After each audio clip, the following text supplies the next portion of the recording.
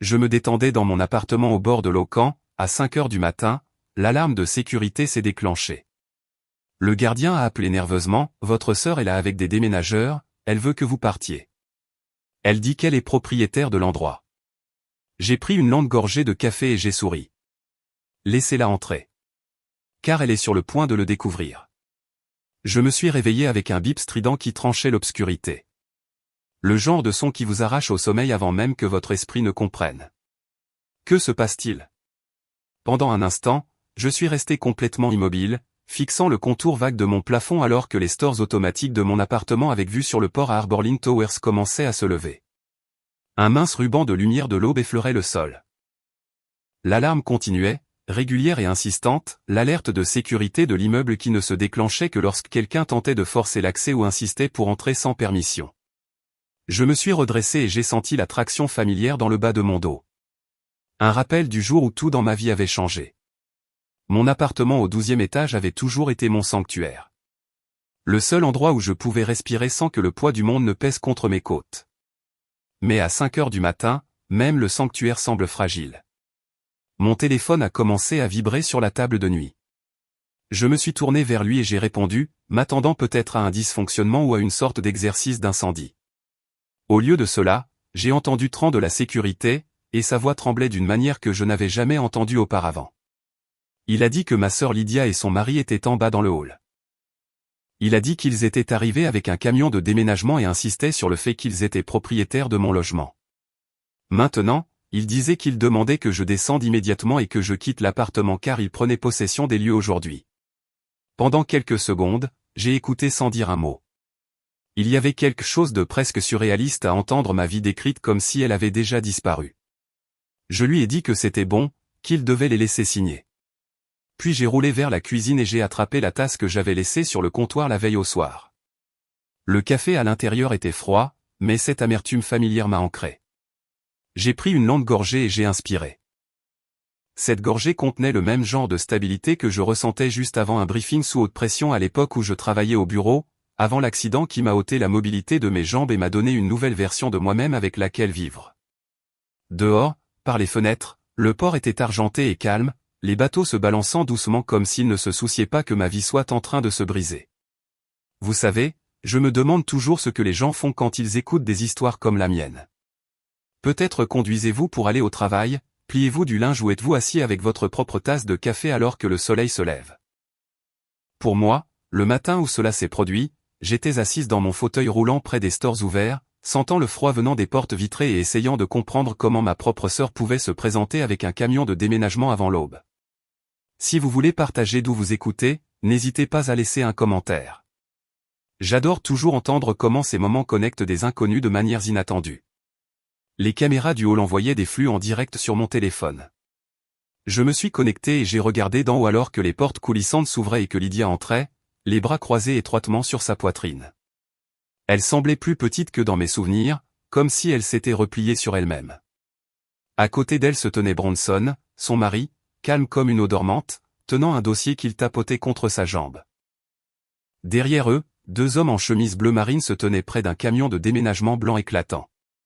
Ils avaient l'air à moitié réveillés, à moitié confus.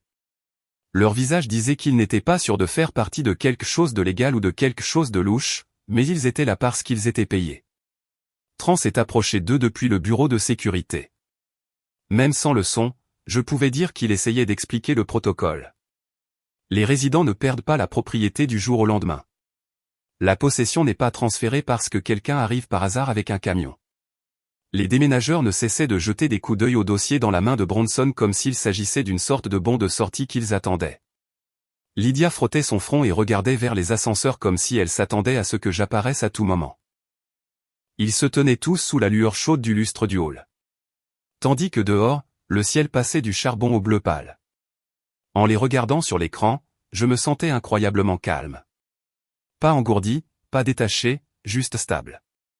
C'était le moment vers lequel tout avait mené, les mensonges subtils, les petites histoires chuchotées sur mes pertes de mémoire. Les voisins avaient soudainement commencé à me demander si je dormais mal ou si j'oubliais des choses. Je me suis souvenu de l'expression sur le visage de Mai au café en bas quelques jours plus tôt quand elle m'avait demandé si j'allais bien et s'il était vrai que parfois je me réveillais en criant à cause de cauchemars. Je me suis souvenu comment la voix de Lydia avait tremblé quand elle avait évoqué l'idée de m'aider à gérer mes finances pour que je ne me stresse pas. À l'époque, ces choses semblaient étranges mais pas alarmantes. Maintenant, elles s'alignaient parfaitement, se mettant en place comme les pièces d'un puzzle que je ne savais pas que je résolvais. La caméra du hall a changé d'angle et a capturé Bronson se tournant vers Lydia, touchant doucement son coude comme pour la calmer. Le geste aurait semblé attentionné pour n'importe qui d'autre, mais je savais mieux. Ce contact avait un but. Les manipulateurs dissimulent toujours le contrôle sous la douceur. J'ai étudié son visage attentivement. Sa mâchoire était serrée. Ses yeux ne cessaient de se tourner vers la rangée d'ascenseurs. Peu importe ce qu'il avait planifié, aujourd'hui était censé être son tour de victoire. Il pensait m'avoir déjoué. Il pensait avoir tracé la piste parfaite et que je m'effondrerais sous la pression. J'ai pris une autre gorgée de café froid et j'ai laissé l'amertume se déposer sur ma langue. Il y avait quelque chose de presque poétique à les regarder se tenir là dans mon immeuble, attendant de prendre la maison qui était devenue ma bouée de sauvetage. Je m'étais reconstruite dans cet appartement. J'avais appris à traverser la douleur, à respirer quand l'anxiété saisissait mes côtes si fort que je pensais qu'elles pourraient se briser. J'avais pleuré dans ce salon quand les souvenirs de mon accident semblaient trop lourds. J'avais ri sur ce balcon quand Lydia m'apportait le dîner dans les premiers mois de ma convalescence. Cet espace avait contenu mes morceaux brisés jusqu'à ce que je puisse me rassembler. Et pourtant, ils étaient là, croyant qu'avec une surprise matinale, ils pouvaient m'effacer. J'ai posé ma tasse et j'ai roulé un peu plus près de la fenêtre. Le soleil se levait pleinement maintenant, rendant le port brillant. Les bateaux poussaient doucement contre leurs amarres. J'ai écarté une mèche de cheveux de ma joue et j'ai laissé le moment s'installer sur moi. Ce n'était pas une crise. C'était l'acte d'ouverture d'une histoire pour laquelle je m'étais déjà préparé. Il marchait droit dans le plan que j'avais terminé juste un jour plus tôt.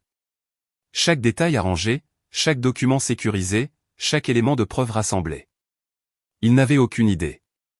Tran a levé les yeux vers la caméra, sachant peut-être que je regardais, ses épaules se sont soulevées comme pour demander s'il devait les retarder, appeler la police ou les escorter calmement vers la sortie. Je n'avais besoin de rien de tout cela.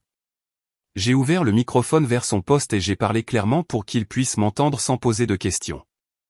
Je lui ai dit de les laisser entrer, de leur permettre d'écrire leur nom dans le registre des visiteurs. Je voulais que tout soit documenté. Je voulais que chaque étape soit consignée par écrit.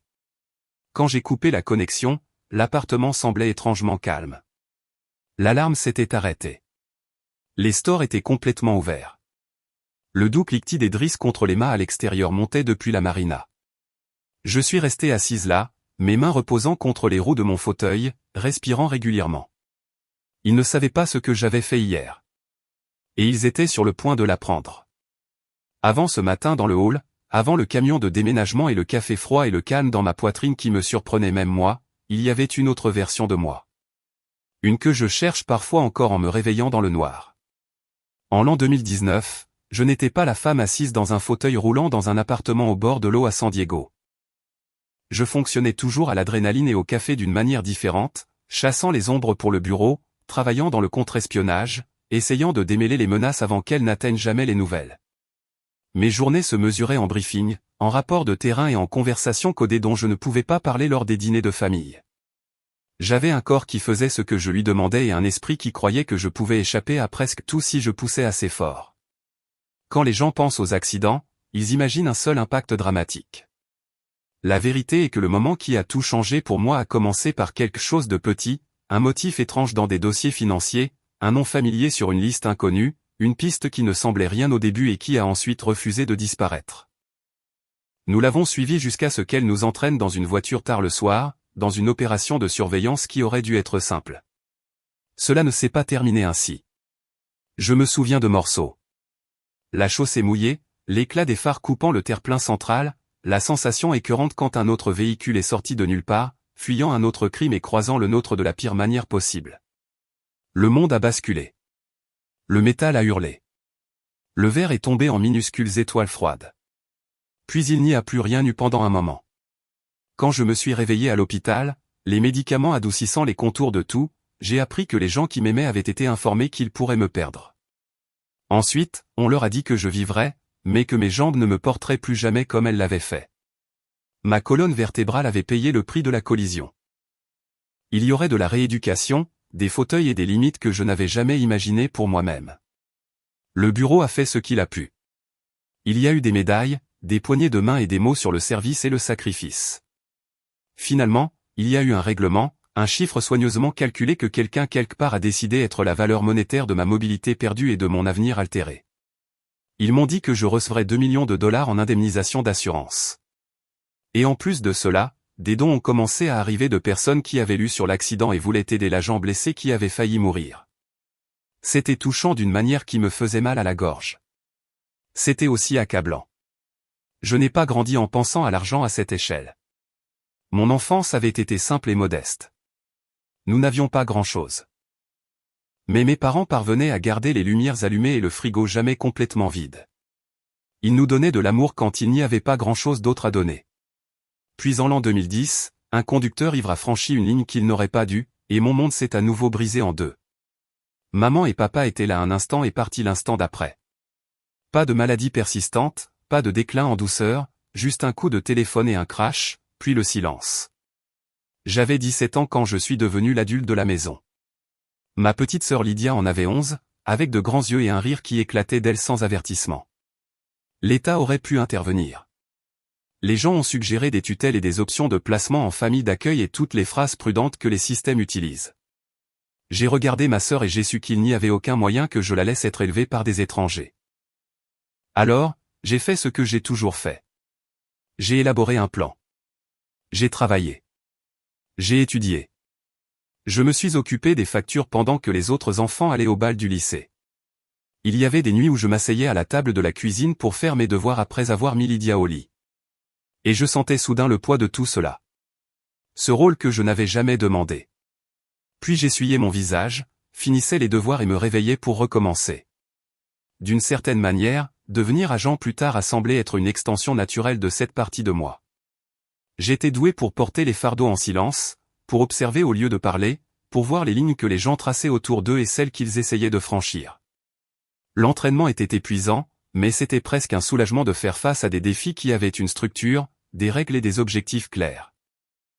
Quand j'ai rejoint la division du contre-espionnage, je pensais avoir enfin transformé toute cette responsabilité précoce en but. L'accident n'a pas seulement brisé ma colonne vertébrale. Il a brisé ce sentiment de certitude. Après des mois de rééducation, après avoir appris à me transférer du lit au fauteuil sans tomber, après avoir appris à naviguer sur les rampes et les portes étroites, et la façon dont les étrangers évitaient mon regard en public, j'ai dû prendre une autre décision. Je ne pouvais pas rester dans la même ville où chaque coin me rappelait la vie que j'avais perdue. J'avais besoin d'un endroit qui ressemblait à nouveau à de l'air. Un endroit où mes poumons pouvaient se dilater sans heurter de vieux fantômes. San Diego a fini sur ma liste à cause d'une chose simple, l'océan. J'y étais allé une fois adolescente, un voyage de 3 jours avec papa et maman qui vivait dans ma mémoire comme un trésor. Je me souvenais de la façon dont l'air sentait le sel et le sucre en même temps, la façon dont le soleil plongeait dans l'eau comme s'il se glissait dans son lit. Quand j'ai reçu le dossier final de paperasse, de paiement et de rapports médicaux, je me suis assise avec tout cela étalé sur la table et j'ai réfléchi à l'endroit où une femme comme moi pourrait se reconstruire. La réponse ne cessait de revenir à cette côte. J'ai utilisé une partie du règlement pour acheter un petit appartement d'une chambre à Arborlin Towers, surplombant la marina. Ce n'était pas extravagant selon les normes de certaines personnes dans l'immeuble, mais pour moi, cela ressemblait à un palais. L'immeuble avait des rampes, des ascenseurs et du personnel de sécurité qui a appris mon nom rapidement. La première nuit où j'y ai dormi, calé sur des oreillers avec la porte coulissante juste assez ouverte pour laisser entrer le bruit de l'eau, j'ai pleuré doucement dans ma couverture, pas entièrement de tristesse. C'était le chagrin et la gratitude emmêlés. Lydia venait souvent me rendre visite durant ces premiers mois. Elle arrivait avec des plats à emporter, de nouvelles plantes et des histoires sur son travail d'assistante auprès d'un organisateur d'événements. Elle avait le don de décrire les gens en détail, comme elle l'avait toujours fait, et je l'écoutais parler de mariés aux exigences impossibles et de clients corporatifs qui changeaient d'avis toutes les 5 minutes. Nous nous asseyions sur le balcon, mon fauteuil incliné pour que je puisse voir l'horizon, ses jambes repliées sous elle sur le canapé d'extérieur. Parfois, elle se taisait et regardait mon fauteuil, puis détournait le regard. Cela faisait mal. Mais c'était honnête. Nous avions toutes les deux perdu quelque chose dans mon accident. La sœur qu'elle avait connue, celle qui pouvait la poursuivre dans le jardin ou la soulever et la faire tourner en rond, avait disparu. À sa place se trouvait une femme qui la taquinait encore sur ses goûts en matière d'émissions de télévision, mais qui devait maintenant demander de l'aide pour atteindre certaines étagères. La nuit, après son départ, l'appartement semblait trop grand. Les bruits de l'océan étaient apaisants jusqu'à ce qu'ils ne le soient plus. Le sommeil ne venait pas facilement. Quand il venait avec des images que je ne pouvais pas contrôler. Des phares fonçant sur moi, le crissement des pneus perdant de l'adhérence, le moment d'apesanteur avant l'impact. Je me réveillais en sursaut, le cœur battant à tout rompre, le souffle court, mes mains agrippant les draps comme si je pouvais encore saisir un volant qui n'était plus là. Ces épisodes ont commencé à se répéter, un écho intégré à mes nuits. Certaines nuits, je pouvais m'entendre émettre un petit son. Pas tout à fait un cri, mais pas le silence non plus. Un bruit sourd et surpris de quelqu'un pris entre avant et maintenant. Si Lydia se trouvait là pour la nuit, elle frappait parfois doucement à la porte de ma chambre le matin et demandait si j'avais bien dormi. Je minimisais la chose et lui disais que j'allais bien, juste agité, que les nouveaux médicaments rendaient mes rêves trop vifs. C'était plus facile que de voir l'inquiétude fleurir sur son visage. Ce schéma s'est installé. Le rythme de ma nouvelle vie, des rendez-vous de thérapie 2 fois par semaine où une femme au visage calme me demandait de parler du crash et du fait d'être le genre de personne qui avait toujours pris soin des autres et devait maintenant accepter de l'aide. Des séances de physiothérapie où j'apprenais à renforcer les muscles sur lesquels j'avais encore le plein contrôle. Des visites au café en bas où me faisait glisser une tasse de café sur le comptoir et me parlait de ses petits-enfants pendant que j'essayais de ne pas tressaillir chaque fois qu'une voiture pétaradait dehors. En surface, cela ressemblait probablement à de la résilience, une femme qui avait subi une blessure dévastatrice et s'était taillée une existence prudente et stable dans une ville ensoleillée avec de jolies vues. En dessous, il y avait des fissures. Je les sentais quand une sirène hurlait trop près de l'immeuble. Je les sentais quand un étranger bousculait mon fauteuil sans s'excuser. Je les sentais quand je voyais des familles marcher le long du port main dans la main, les parents portant des enfants somnolents mais en sécurité. Il y avait des jours où papa et maman me manquaient avec une douleur qui semblait presque physique. Lydia est restée mon ancre pendant la majeure partie de cette période. Elle appelait souvent, envoyait des mèmes et des photos de gâteaux de mariage sur lesquels elle travaillait. Elle se plaignait des longues heures et des clients difficiles. Mais il y avait une légèreté dans sa voix. Elle a commencé à parler d'un homme qu'elle avait rencontré par le travail, quelqu'un d'intelligent et de drôle qui comprenait les contrats mieux que quiconque elle n'avait jamais vu. Elle décrivait comment il l'écoutait, comment il la faisait se sentir en sécurité, comme si elle n'avait pas à se soucier des détails pratiques parce qu'il semblait toujours avoir un plan. À l'époque, ces mots sonnaient comme une bénédiction. Après tout ce que nous avions traversé, je voulais tellement qu'elle ait quelqu'un de gentil. Je ne savais pas encore que les mêmes traits qui le faisaient paraître si responsable à ses yeux sembleraient très différents aux miens. Il y a une certaine ironie dans le fait que mon propre traumatisme deviendrait l'outil qu'il utiliserait plus tard. Les nuits où je me réveillais en sursaut, les mauvais rêves, les moments où ma voix tremblait un peu quand je disais à Lydia que j'allais bien. Ces vulnérabilités privées finiraient par être tissées dans une histoire sur une femme à qui on ne pouvait pas confier sa propre vie. D'une certaine manière, l'accident n'a pas cessé de me frapper quand la voiture s'est arrêtée de bouger. Ces ondes de choc ont continué à se propager, touchant les gens et les choix des années plus tard. Mais à l'époque, dans ces mois plus calmes, j'étais juste une femme en rétablissement, faisant de son mieux pour construire une nouvelle routine à partir de morceaux brisés. Je ne savais pas encore combien de ma vie avait été notée et étudiée, comment le nouveau petit ami de ma sœur classerait chaque petit détail. Je ne savais pas qu'il avait lu l'article sur l'agent blessé qui avait reçu un gros règlement et qu'il avait déjà imaginé Arborlin Towers avant même de me serrer la main. Tout ce que je savais, c'est que j'étais fatiguée et pleine d'espoir et que j'essayais de croire que le pire était derrière nous. Bronson Reeves est entré dans nos vies au printemps suivant. Le genre de printemps pour lequel San Diego est connu. Assez chaud pour que la brise venant de l'eau soit ludique plutôt que tranchante. Lydia s'est présentée à mon appartement un après-midi avec une luminosité sur son visage que je n'avais pas vue depuis longtemps. Elle portait une robe bleu pâle qui se balançait quand elle marchait et elle parlait si vite que je devais lui rappeler de respirer. Elle m'a dit qu'elle avait rencontré quelqu'un lors d'un événement d'entreprise, un parajuriste qui l'avait aidé à régler un problème de contrat de dernière minute.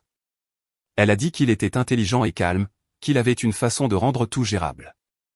Quand elle parlait de lui, quelque chose s'adoucissait dans son expression, et j'ai senti mon cœur se soulever juste un peu.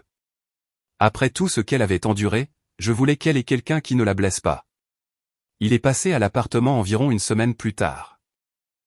Lydia l'avait invité pour un café afin que je puisse le rencontrer, et il est arrivé exactement à l'heure. Il portait une petite boîte de pâtisserie et l'a posée sur le comptoir de ma cuisine avec un sourire poli. Il m'a remercié de l'avoir laissé venir, a dit que j'avais un bel endroit et a demandé depuis combien de temps j'y vivais. Sa voix était chaleureuse, posée et exercée. Pas d'une manière fausse exactement, plutôt comme quelqu'un qui avait l'expérience de mettre les autres à l'aise. Si je l'avais rencontré dans d'autres circonstances, j'aurais pu penser qu'il était sincèrement attentionné. Il s'est assis en face de moi à la petite table à manger, tournant la tasse de café entre ses mains pendant que Lydia parlait de sa semaine. De temps en temps, il ajoutait un détail ou deux, quelque chose de solidaire ou de gentiment taquin. Il m'a posé des questions sur ma rééducation, sur le fait de savoir si l'immeuble était confortable pour moi, sur la vue depuis mon balcon. C'étaient des questions inoffensives en surface, le genre qui fait une conversation normale. Pourtant, même alors, j'ai remarqué la façon dont ses yeux parcouraient l'appartement avec une sorte d'évaluation, pas d'admiration, pas de curiosité, mais de calcul, comme s'il faisait l'inventaire de plus que des meubles. J'ai écarté cette pensée à l'époque.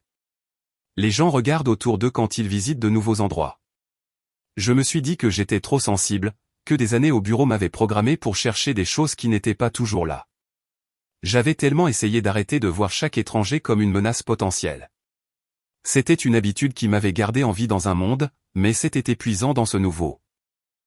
Alors que l'été s'installait, Bronson est devenu une figure régulière de nos routines. Il venait chercher Lydia dans le hall de l'immeuble après ses longs quarts de travail ou la retrouvait au café en bas avant qu'il ne sorte. Je les voyais souvent depuis le balcon.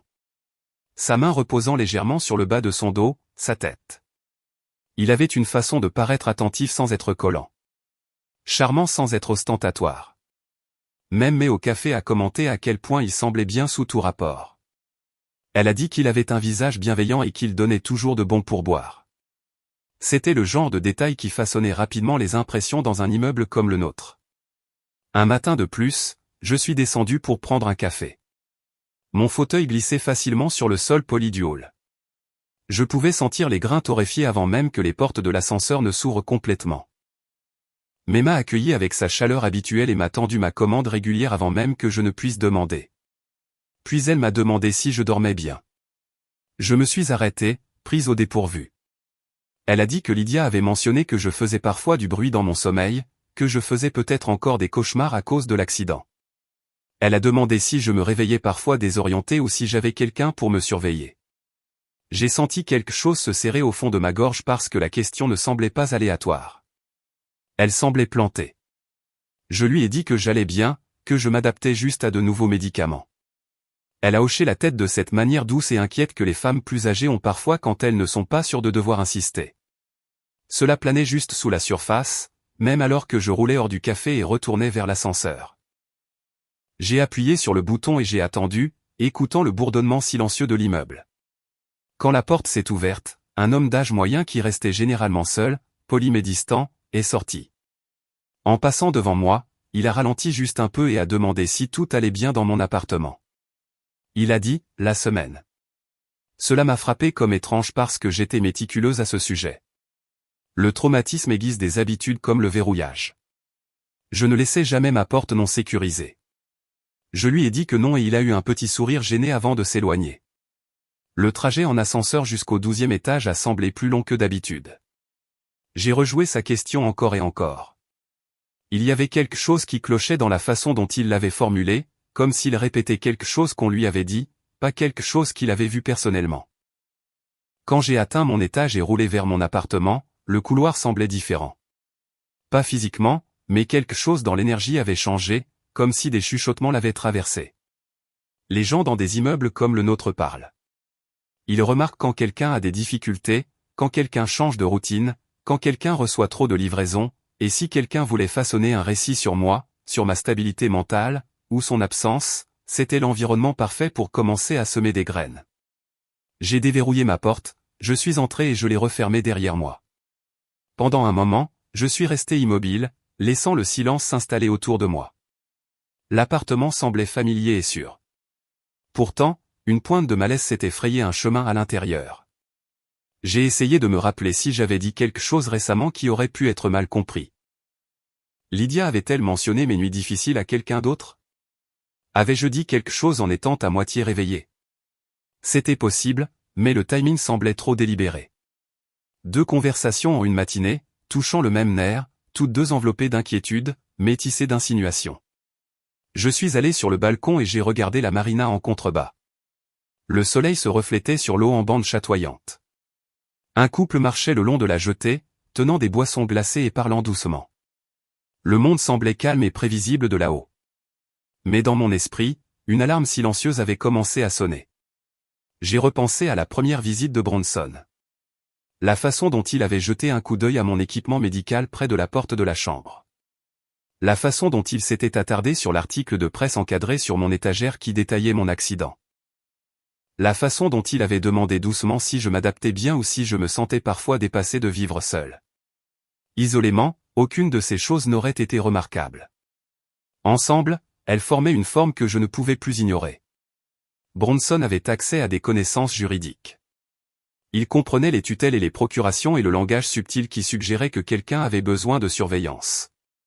S'il avait planté des idées tranquillement par l'intermédiaire de Lydia, par des conversations décontractées avec des voisins, par des remarques inoffensives, alors ce que j'avais ressenti comme un malaise aurait pu être quelque chose de beaucoup plus intentionnel.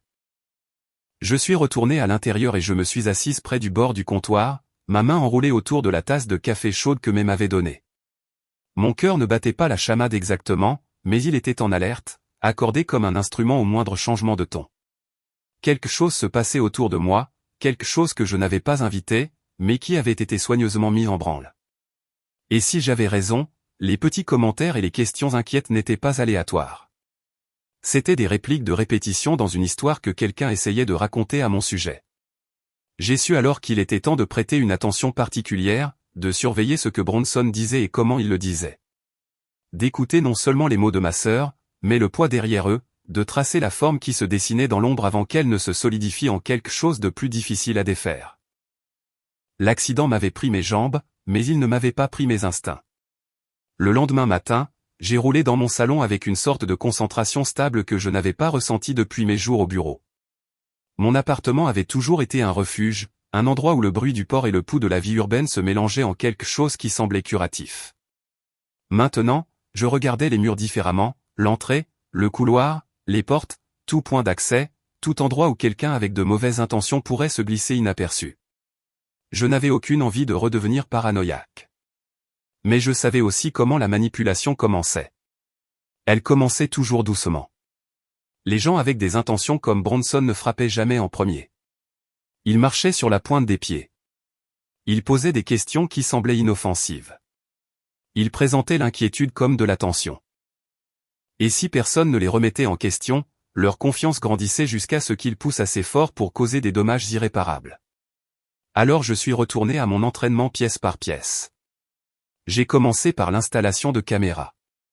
Rien de coûteux ou de dramatique, juste des appareils de haute qualité qui se fondaient dans le décor. Une dans le couloir pointé vers la porte d'entrée. Une dans le petit vestibule où mon courrier et mes colis étaient généralement déposés. Une autre près de l'entrée de la chambre positionnée assez haut pour qu'on ne la voie jamais à moins de savoir exactement où regarder. J'ai réglé chacune pour enregistrer en continu et transmettre les images à un serveur cloud sécurisé dont Bronson ne connaîtrait jamais l'existence. La dernière caméra que j'ai placée était près de la fenêtre qui donnait sur le couloir interne à l'extérieur de mon appartement.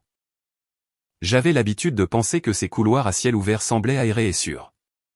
Maintenant, je les surveillais comme je surveillerais une ruelle pendant une surveillance, traçant les mouvements, mémorisant les visages, apprenant les modèles.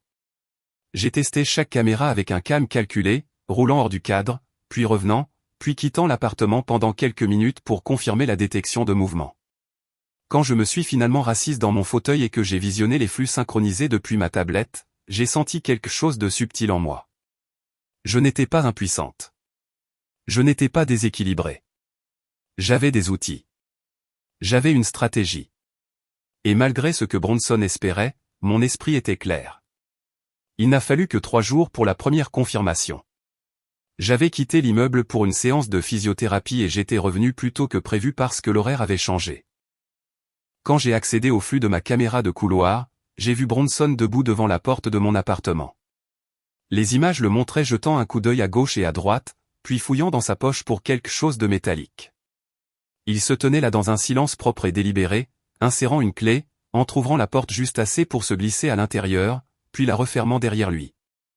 Mes mains sont restées stables sur la tablette alors que je le regardais se déplacer dans ma maison.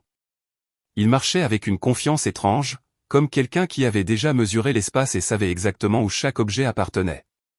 Il a vérifié les tiroirs près du salon, s'est arrêté près de ma bibliothèque, puis s'est dirigé vers le couloir de la chambre. Il a ouvert le petit classeur que je gardais à côté de mon bureau. Il a soigneusement passé au crible des documents, en remettant certains, en déplaçant légèrement d'autres. Il cherchait de la paperasse, des documents de propriété, des papiers de règlement, tout ce qui pouvait être déformé en un récit qu'il construisait. Je l'ai vu fermer le tiroir, lisser la surface du bout des doigts et partir sans rien prendre. Cela signifiait qu'il n'avait pas encore fini. Il faisait du repérage. Quand Lydia est venue à mon appartement ce soir-là pour dîner, elle n'avait aucune idée que quelque chose n'allait pas. Elle parlait du travail, d'un gros client de mariage qui exigeait des changements de décor de dernière minute, d'un collègue qui n'arrêtait pas de la porter volontaire pour des choses qu'elle n'avait pas accepté de faire.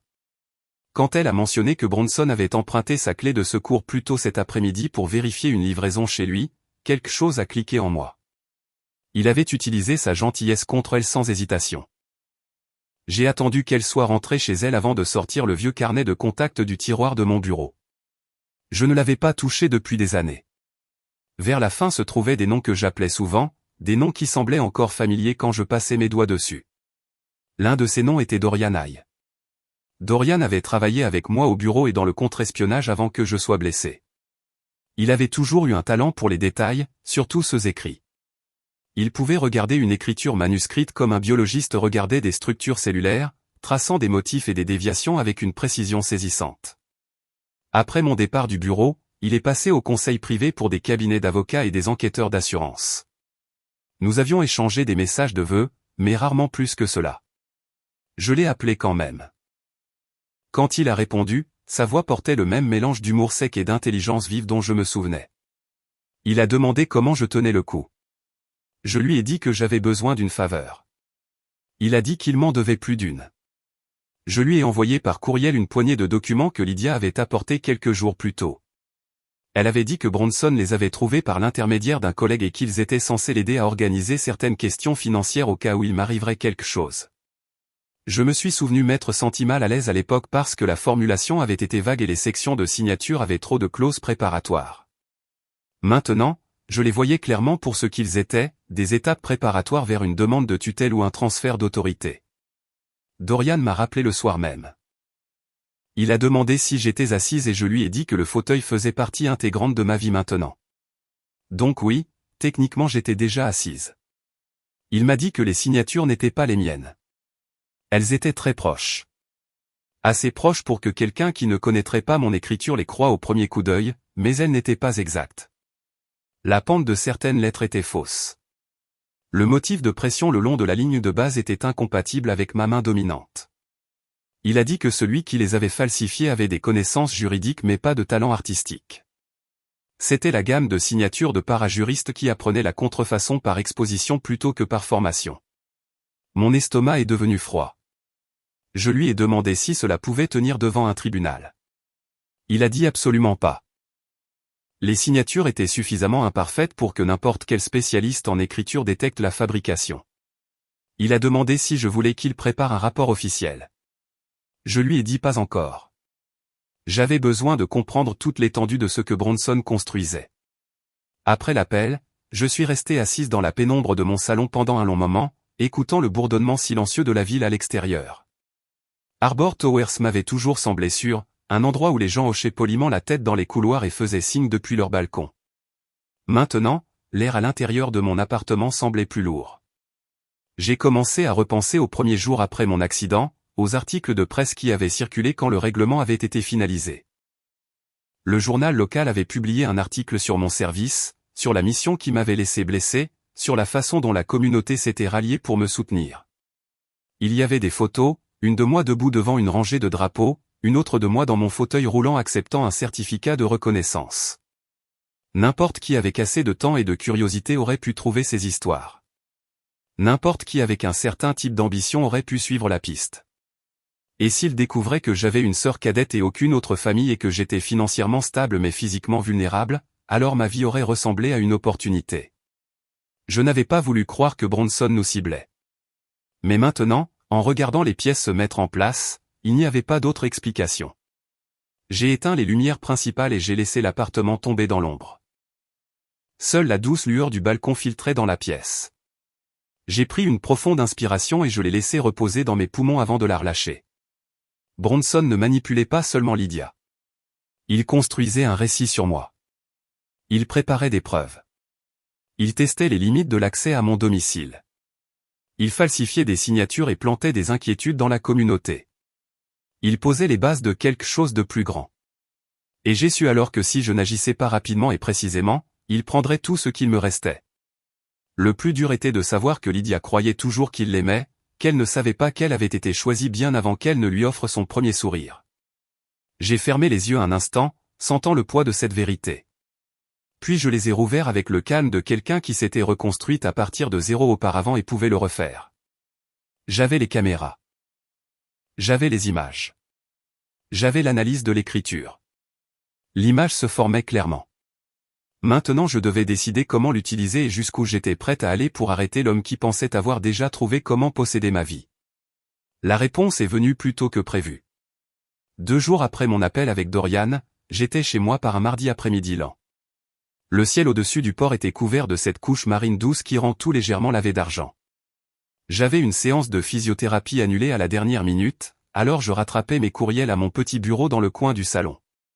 Mes jambes étaient couvertes d'une couverture légère, mon fauteuil incliné pour que je puisse voir à la fois l'eau et la porte d'entrée si quelqu'un passait.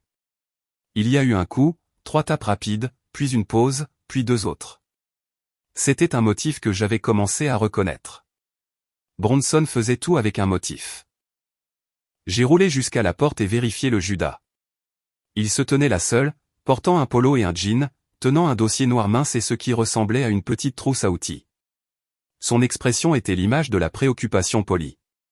Pendant un moment, j'ai envisagé de ne pas répondre, de faire semblant d'être sorti ou de dormir. Mais il y a un point où l'évitement devient une reddition, et je refusais de lui donner cette satisfaction. J'ai ouvert la porte assez pour croiser son regard. Il m'a dit qu'il avait reçu un appel de Lydia. Elle avait mentionné que j'avais parlé de lumière vacillante dans le couloir la semaine dernière, et comme il s'y connaissait un peu en systèmes électriques et avait un copain dans la maintenance de l'immeuble, il a pensé qu'il passerait vérifier que tout était sûr. Je n'avais jamais rien dit à Lydia à propos de lumière vacillante. J'ai dit que l'appartement allait bien, que s'il y avait des problèmes, le gestionnaire de l'immeuble s'en occuperait. Il a insisté de cette manière douce qui était la sienne. Il ne voulait pas que je m'inquiète de choses qui pourraient être dangereuses, a-t-il dit. Après tout ce que j'avais traversé, je n'avais pas besoin d'un stress de plus. Que pouvais-je dire à cela sans paraître ingrat ou hostile? Les gens comme Bronson comptaient sur cette hésitation, la façon dont les gens décents ne veulent pas paraître impolis. Alors, j'ai reculé et je l'ai laissé entrer, le visage calme, l'esprit vif. J'avais positionné l'une des petites caméras haut dans le salon, inclinée vers l'entrée et mon bureau. Alors qu'il passait, j'ai mentalement vérifié son champ de vision. Elle l'avait parfaitement. Il a fait une vérification rapide et peu enthousiaste des lumières encastrées près de la porte d'entrée, touchant l'interrupteur, levant les yeux comme s'il cherchait un problème. Puis, presque nonchalamment, il a dérivé vers mon bureau. Il a demandé si mon ordinateur portable me posait parfois des problèmes, si la prise là-bas avait des soucis. Avant que je puisse répondre, il était déjà là, tendant la main derrière le bureau, tripotant la multiprise. D'après son langage corporel, n'importe qui d'autre aurait pu penser qu'il vérifiait les connexions. Je savais mieux. Ses yeux ne cessaient de glisser vers le petit classeur à côté du bureau, celui qu'il avait fouillé la dernière fois qu'il était entré par effraction. Je me suis dit de rester immobile, de le laisser se montrer. Il s'est redressé et a mentionné que parfois les surtensions pouvaient affecter l'électronique. Il a demandé s'il pouvait déplacer quelque chose pour avoir une meilleure idée de l'emplacement des câbles. J'ai hoché la tête et je l'ai regardé tirer légèrement ma chaise de bureau de côté. Il a posé une main sur le classeur comme pour s'équilibrer. Puis il a ouvert le tiroir du haut avec le même mouvement décontracté que quelqu'un utilise pour se gratter une démangeaison. Il n'a pas réalisé que j'avais tout réorganisé après sa dernière visite. Des dossiers soigneusement étiquetés. Des copies de mes documents de règlement. Ma carte d'identité officielle du bureau. Des déclarations de revenus. Il les a feuilletées avec des doigts exercés, s'attardant un peu trop longtemps sur tout ce qui mentionnait des numéros de compte ou des détails de propriété. J'étais assise à quelques mètres dans mon fauteuil roulant, mes mains jointes sur mes genoux, mon visage neutre. À l'intérieur, mes pensées tic-taquaient une par une comme un vieux cadran de coffre-fort. Il a demandé si j'avais déjà pensé à simplifier une partie de cette paperasse. Il a dit qu'avec mes antécédents médicaux, il pourrait être judicieux de mettre certaines choses dans une structure qui me protégerait si quoi que ce soit arrivait. La façon dont il a dit, si quoi que ce soit arrivait, a atterri comme un caillou jeté dans un étang calme. Je lui ai demandé ce qu'il voulait dire. Il s'est lancé dans ce que je suis sûr qu'il pensait être une explication rassurante. Il a fini de vérifier la prise, a remis les quelques dossiers, légèrement décalés par rapport aux autres, puis a parlé de fiducie, d'entité familiale et de prise de décision partagée. Son ton restait léger, conversationnel, comme s'il discutait de recettes au lieu de contrôle légal. Il a dit qu'avec moi vivant seul et gérant le traumatisme de l'accident, donner à Lydia et à lui une certaine autorité sur les décisions majeures pourrait aider. Il a dit que cela rendrait les choses plus simples si ma santé déclinait un jour. Il n'a pas dit, si mon esprit déclinait un jour, mais l'implication était juste là entre nous. Après son départ, j'ai attendu que la porte se ferme et que ses pas s'estompent dans le couloir. Puis j'ai roulé jusqu'à mon bureau et ouvert les flux de caméra. J'ai regardé la scène à nouveau, cette fois avec la distance d'un observateur tiers. Tout était là, son prétexte sur les lumières, sa main sur le classeur, son balayage rapide des étiquettes, son petit discours sur les fiducies. Plus tard cette semaine-là, Lydia est venue dîner.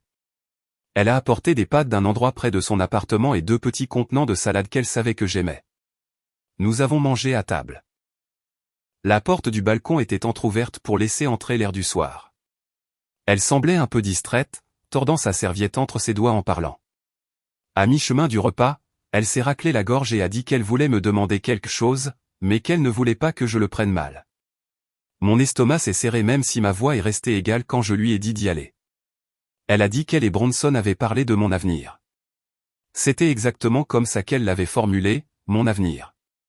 Elle a dit qu'il s'inquiétait de la quantité de stress que je portais toute seule, les factures, la sécurité de l'appartement, les investissements du règlement.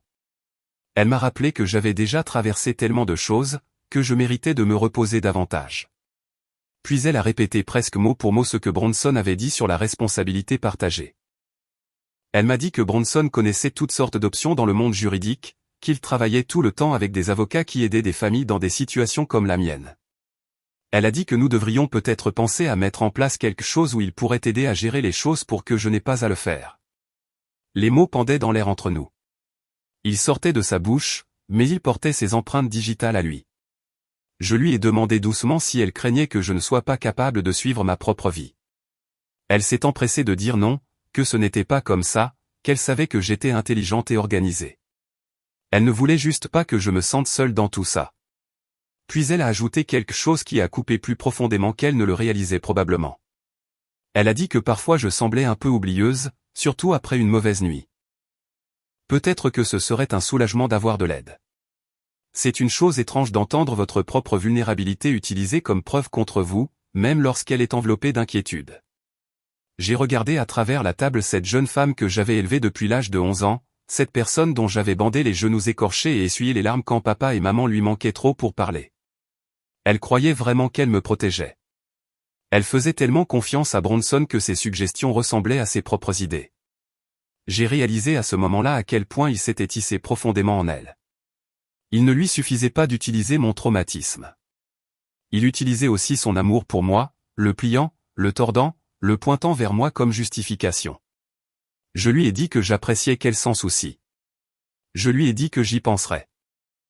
Cela a semblé la calmer, et elle s'est détendue pour le reste de la soirée, parlant à nouveau du travail et d'un nouveau client qui voulait un mariage à la plage et n'avait aucune notion de budget. Mais le mal était fait. La graine avait été plantée, et j'avais entendu exactement d'où elle venait. Quelques jours plus tard, un courrier est arrivé qui a rendu tout encore plus clair. C'était une enveloppe épaisse adressée non pas à moi personnellement, mais à quelque chose appelé Dalla Family Trust, LLC. L'adresse de retour appartenait à une société de services financiers de la ville qui se spécialisait dans la gestion de propriétés et d'actifs pour les familles qui, comme leur brochure sur papier glacé aimait à le dire, avaient besoin d'une approche sophistiquée de la protection de patrimoine.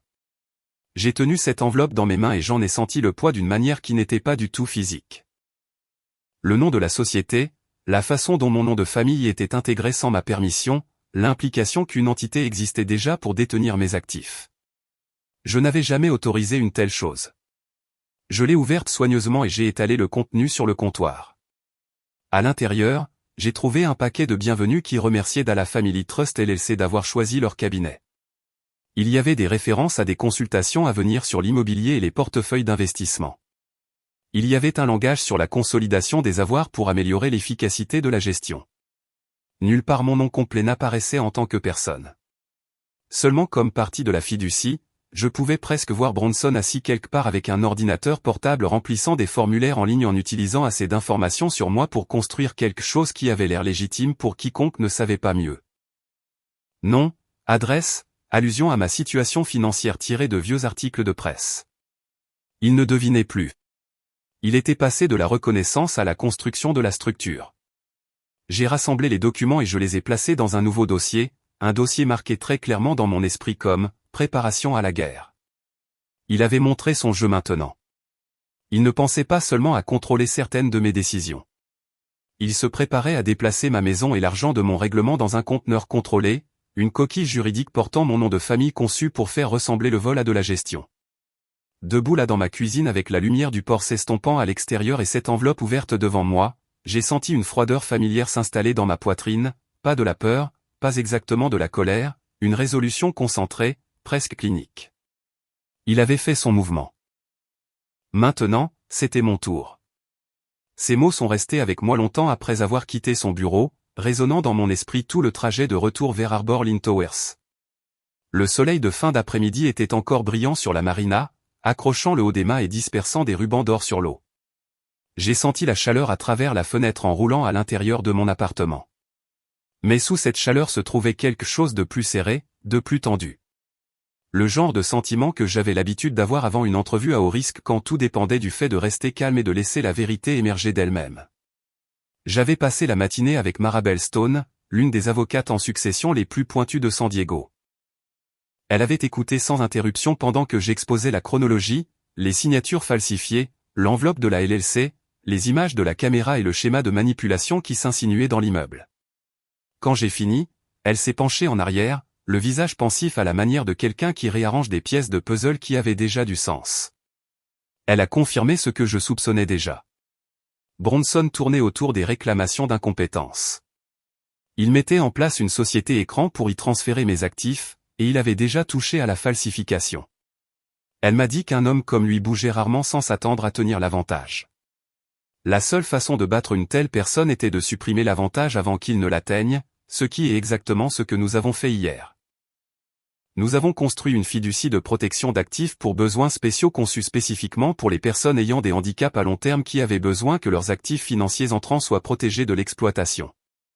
Au sein de cette structure, mon appartement n'apparaissait plus à mon nom. Mes comptes ont été transférés sous l'enregistrement de la fiducie.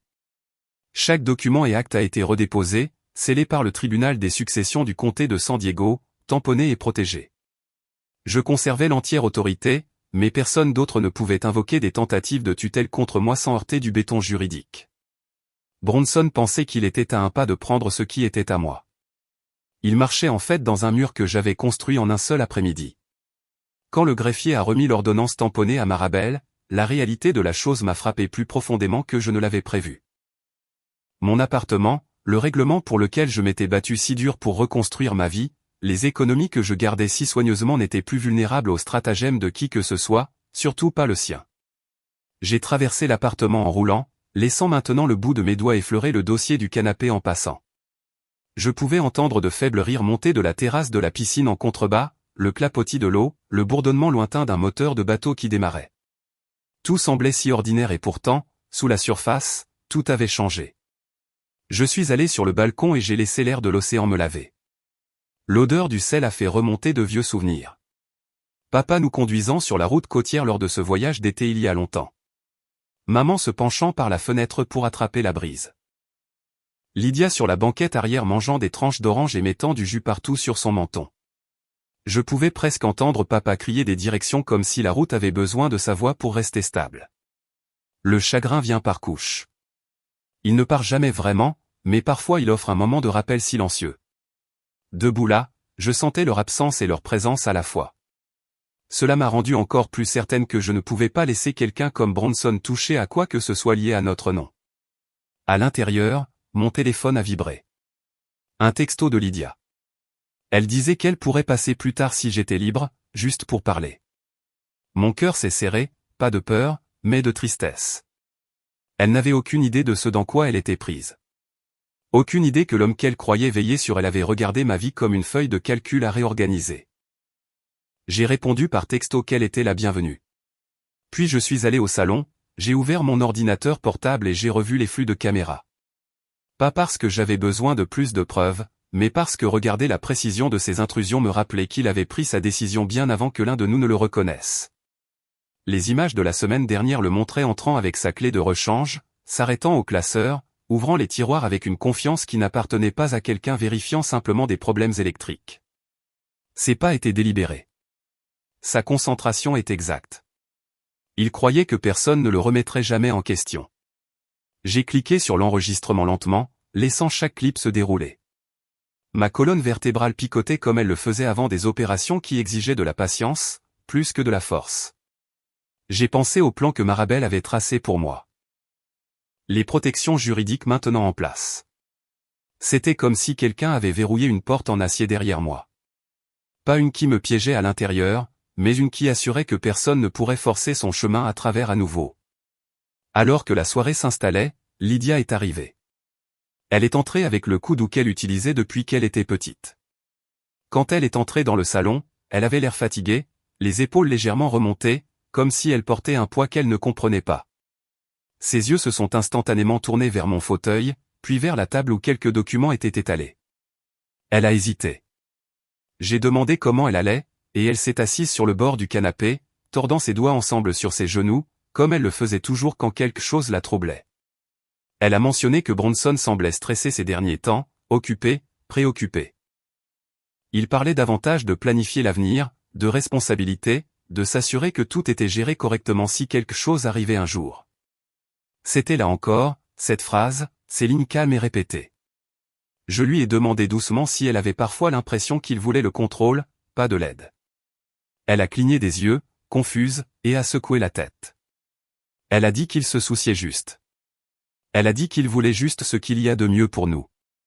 La douleur dans ma poitrine s'est approfondie. Elle le pensait. J'ai changé de sujet avant que son inquiétude ne grandisse. Nous avons parlé de sa semaine, du lieu de mariage près de la Jola qui avait réservé un événement de dernière minute. Elle a décrit le décor, le désastre de la restauration qui avait été évité de justesse, la façon dont la mariée avait pleuré 3 fois pour des palettes de couleurs. Elle m'a fait rire et pendant un moment l'air autour de nous a semblé normal à nouveau. Plus tard, quand elle est partie, j'ai regardé depuis le balcon alors qu'elle traversait la rue vers le parking. Elle s'est arrêtée au bord du trottoir et a levé les yeux un instant vers mon appartement au 12e étage. Son expression était illisible à cette distance, mais quelque chose dans l'inclinaison de sa tête a fait se tordre mon cœur. Je l'avais protégée depuis qu'elle avait 11 ans. J'avais assumé le rôle que papa et maman avaient laissé derrière eux sans hésitation. Perdre sa confiance, même brièvement, ressemblait à perdre une partie de moi-même. Je suis retourné à l'intérieur et j'ai roulé jusqu'à l'îlot de cuisine, où les documents de la fiducie étaient soigneusement empilés dans un dossier. J'ai posé ma paume légèrement dessus. Ces pages n'étaient pas seulement une protection juridique. Elles étaient la limite dont je n'avais jamais pensé avoir besoin contre quelqu'un qui s'était marié dans ma famille. J'ai fermé le dossier et je l'ai glissé dans le tiroir de mon bureau. Puis je me suis assise tranquillement en écoutant le bourdonnement du réfrigérateur et le faible gémissement de l'immeuble. S'installant pour la nuit, les lumières du port scintillaient au plafond. Marabelle avait eu raison. Tout était en place. Le tribunal avait scellé la fiducie hier. Les transferts étaient complets. La structure était solide. Maintenant, tout ce qui restait était d'attendre le moment où Bronson pousserait trop loin. Le moment où il croirait avoir déjà gagné. Le moment où il marcherait directement dans le piège dont il ne soupçonnait pas l'existence. J'ai passé le reste de cette nuit à préparer ce qui devait venir ensuite. Marabel m'avait dit que la structure de la fiducie était étanche, que personne ne pouvait la pénétrer sans laisser une trace si brillante que même un étudiant en droit de première année pourrait la suivre. Mais elle m'a aussi rappelé que les gens comme Bronson s'arrêtaient rarement au premier obstacle. Quand une porte se fermait, ils en essayaient une autre. Quand un angle échouait, ils passaient à un autre. Ce dont nous avions besoin, c'était d'une action si explicite que rien de ce qu'il dirait plus tard ne pourrait la brouiller ou l'excuser, ce qui signifiait lui donner la chance d'agir. Alors le lendemain matin, j'ai commencé ma performance. J'ai appelé un covoiturage à la vue de la caméra du hall et je me suis roulé dans la voiture avec mon sac de nuit. J'ai dit au concierge que je serais hors de ville pendant quelques jours pour rendre visite à un vieil ami. J'ai laissé des messages joyeux dans l'application des résidents remerciant les gens d'arroser leurs plantes à l'approche du printemps. Je me suis assuré que chaque détail semblait sans effort et crédible. Puis j'ai demandé au chauffeur de faire 2 fois le tour du pâté de maison et de me déposer à l'entrée arrière de l'immeuble. Celle utilisée principalement pour les livraisons. Je me suis glissé par le couloir de service et j'ai pris le monte-charge jusqu'à mon étage. Aucun résident ne m'a vu. Personne à part le personnel de nuit ne saurait que j'étais à l'intérieur. Mon appartement semblait étrangement théâtral après ça. J'ai fermé les stores, tamisé les lumières et roulé doucement dans la chambre. C'était la seule pièce sans raison pour lui d'entrer, et le seul endroit où je pouvais rester caché sans risque d'être vu à travers la vitre. J'ai posé mon ordinateur portable sur le bord du lit, ouvert les flux de sécurité et laissé les 6 fenêtres de caméra s'arranger sur l'écran. C'était comme être assise à nouveau dans une petite camionnette d'opération. La lueur, le bourdonnement silencieux de l'électronique, la façon dont le monde extérieur devenait une série de carrés mouvants. Le premier jour s'est passé sans incident. J'ai regardé les agents d'entretien passer l'aspirateur sur les tapis du couloir. J'ai regardé les chauffeurs-livreurs déposer des colis aux unités voisines. Lydia a envoyé un texto une fois demandant si mon voyage se passait bien. J'ai répondu par un simple message disant que j'étais bien arrivé. Le deuxième jour a été le même, sans incident, presque décevant, mais la patience avait fait partie de mon entraînement autrefois, et je savais encore comment l'utiliser. Le troisième jour, alors que le port était sous un soleil éclatant et que la ville traversait ses rythmes de début d'après-midi, tout a changé. À 14h14, ma caméra de couloir a enregistré un mouvement. J'ai regardé l'alerte de pixels devenir vert vif. Puis le flux a montré Bronson marchant vers ma porte avec une familiarité qui m'a serré l'estomac. Il a regardé autour du couloir 1 fois, 2 fois, puis a fouillé dans sa poche. Il a sorti la clé volée. Il a travaillé rapidement, la glissant dans la serrure et poussant la porte avec son épaule. Il est entré sans hésitation et a laissé la porte se refermer derrière lui. Cela m'a frappé comme une vague silencieuse. Si j'étais vraiment parti, ce moment aurait marqué la première étape officielle de la perte de tout ce que je possédais. Cette pensée m'a serré la poitrine, mais je me suis forcé à rester silencieuse et à regarder. Il s'est déplacé dans l'appartement avec aisance, ne prenant même pas la peine de faire semblant. Il est allé d'abord à la table à manger et a soulevé une pile de mon courrier. Il l'a passé au crible sans soin, jetant de côté tout ce dont il ne voulait pas. Puis il est allé dans mon salon, s'arrêtant devant les grandes fenêtres comme s'il imaginait l'espace lui appartenant. Il a sorti son téléphone et a commencé à prendre des photos. Des plans larges de la pièce. Des plans rapprochés des étagères intégrées. Des plans angulaires des comptoirs de cuisine et des appareils électroménagers. Il les envoyait à quelqu'un. Je pouvais voir les messages apparaître en haut de l'écran de son téléphone dans le flux. 3 images à la fois. Pas de commentaires, juste des photos. Puis il s'est parlé à lui-même. Le microphone de ma caméra a capté chaque mot. Il a dit qu'elle ne verrait pas un seul centime de tout ça. Il a dit que cet appartement lui appartenait. Il a dit que c'était le transfert le plus facile qu'il ait jamais exécuté. Que tout aurait l'air parfaitement légal quand il aurait fini. J'étais assise très immobile dans la chambre, écoutant sa voix portée à travers les haut-parleurs numériques. Mes mains étaient stables. Ma respiration était régulière. Pendant un moment, il n'y a pas eu de colère, seulement une froide familiarité avec le genre de personne qui pouvait dire de telles choses à voix haute. Il le croyait vraiment. Il s'est dirigé vers mon bureau et a ouvert le même tiroir qu'il avait fouillé auparavant. Il a parcouru à nouveau les dossiers, marmonnant qu'il avait besoin des bons papiers signés pour terminer la transition. Il a dit qu'une fois ses signatures en place, la fiducie serait verrouillée et que Lydia détiendrait tout par son intermédiaire.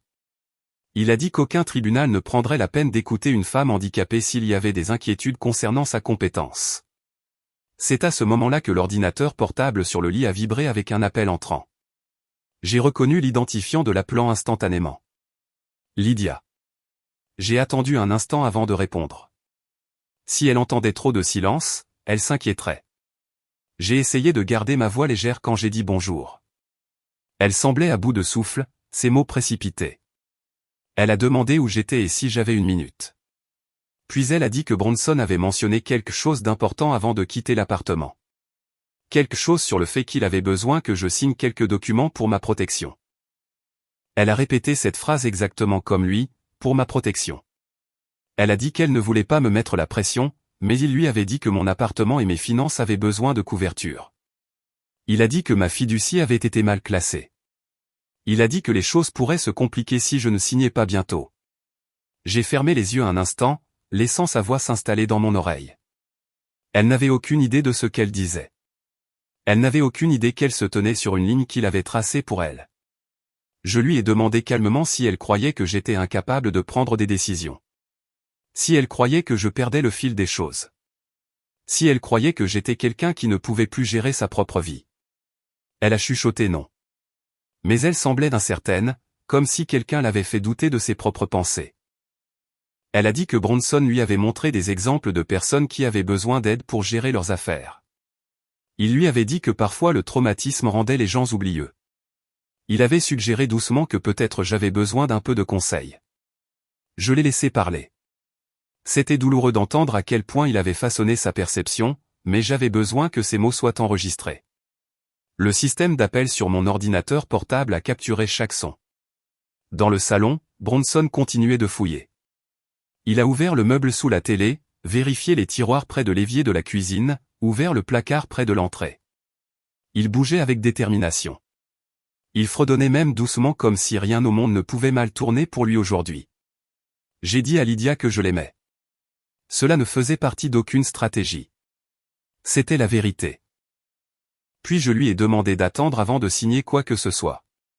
Même si Bronson insistait, elle a accepté faiblement. Je pouvais entendre le conflit dans sa voix, le tiraillement de la loyauté l'attirant dans deux directions. Quand elle a raccroché, j'ai regardé Bronson retourner vers la porte du balcon. Il l'a ouverte et est sorti, essayant son téléphone pour enregistrer une vidéo panoramique du port. Il a encore commenté le prix de vente. Il a dit que quelqu'un qu'il connaissait de son bureau déposerait les papiers de transfert.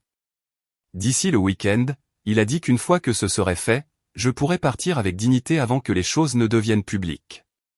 Pendant quelques secondes, je n'ai pas pu bouger. L'arrogance de la chose mêlée à une sorte de précision clinique qui me faisait picoter la peau.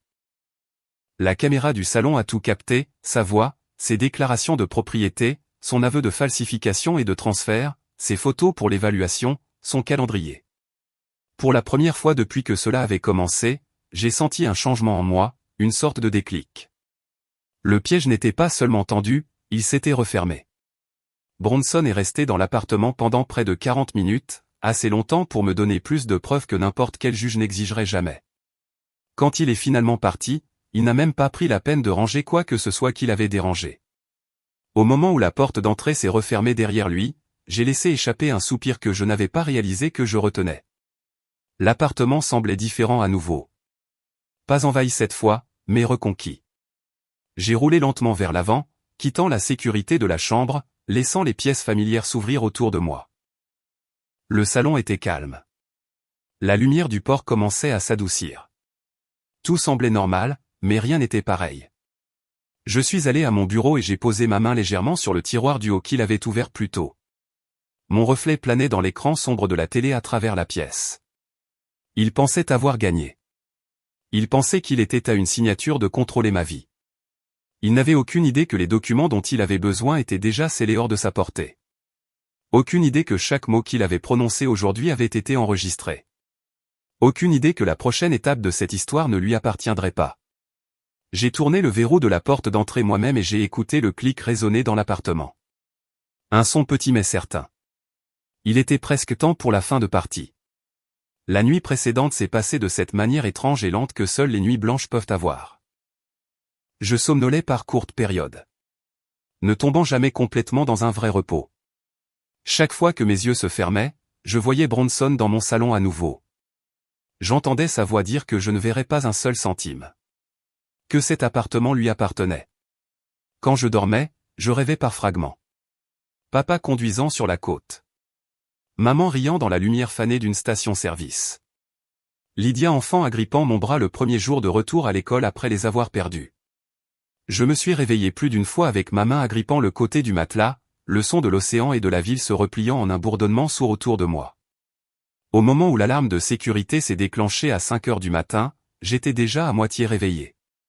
La première chose que j'ai vue n'était pas le plafond ou les stores ou même mes propres mains. C'était l'image granuleuse mais claire de la caméra du hall sur ma tablette.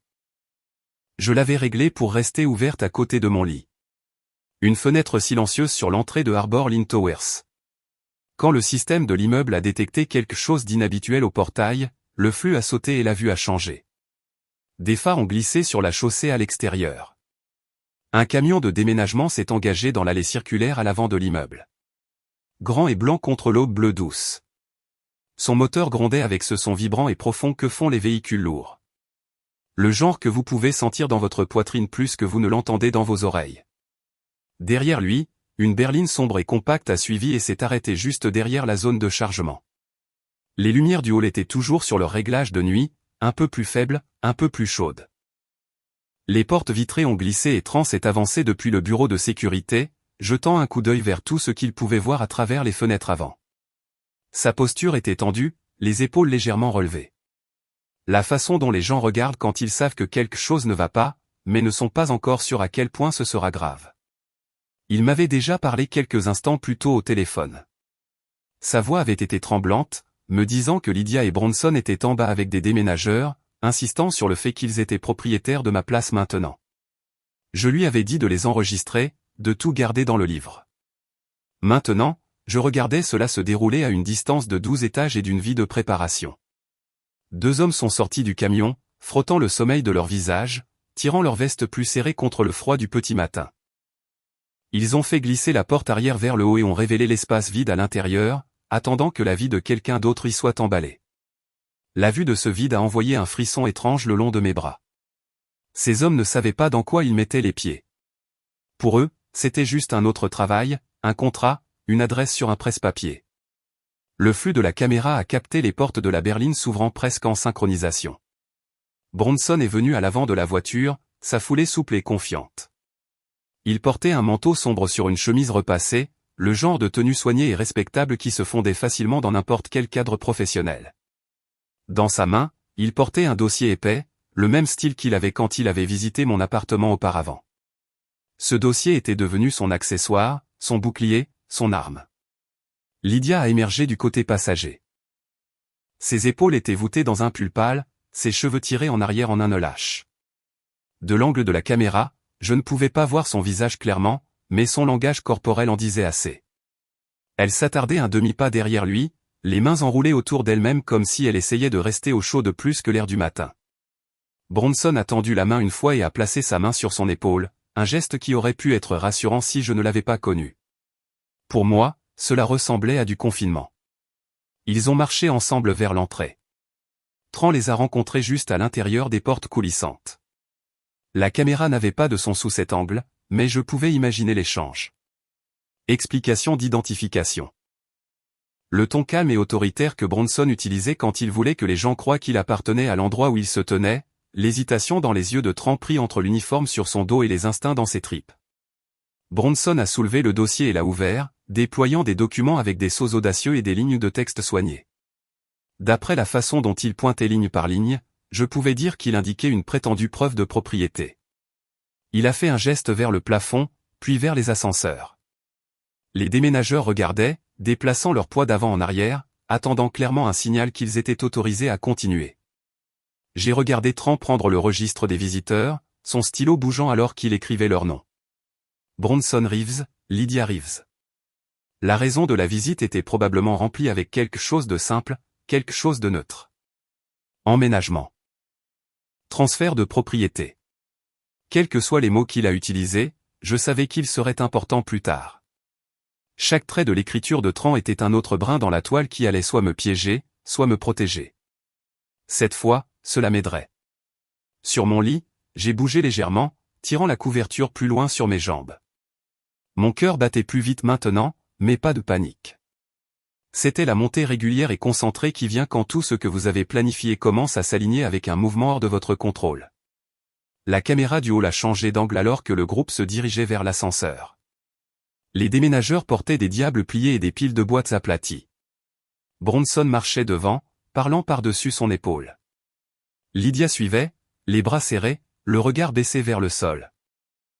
Quand les portes de l'ascenseur se sont ouvertes, ils sont tous entrés et la vue s'est coupée alors que le métal se fermait. Je suis passé au flux à l'intérieur du couloir de service au 12e étage. Cette caméra a capturé les portes s'ouvrant à nouveau et le petit groupe de personnes sortant dans le couloir élégant qui menait vers mon appartement. L'immeuble était calme à cette heure. La plupart des résidents dormaient encore ou se réveillaient à peine. Personne n'était là pour voir cette procession sauf moi, regardant d'en haut sur un écran. Bronson menait la marche, le dossier coincé sous un bras. L'un des déménageurs poussait un diable vide, les roues grinçant faiblement sur le sol poli. On pouvait presque sentir le poids du silence autour d'eux, brisé seulement par leurs pas et le faible grondement du moteur du camion tournant toujours au ralenti en bas. Quand ils ont atteint ma porte, j'ai senti un étrange mélange de fureur et de sinistre satisfaction monter en moi.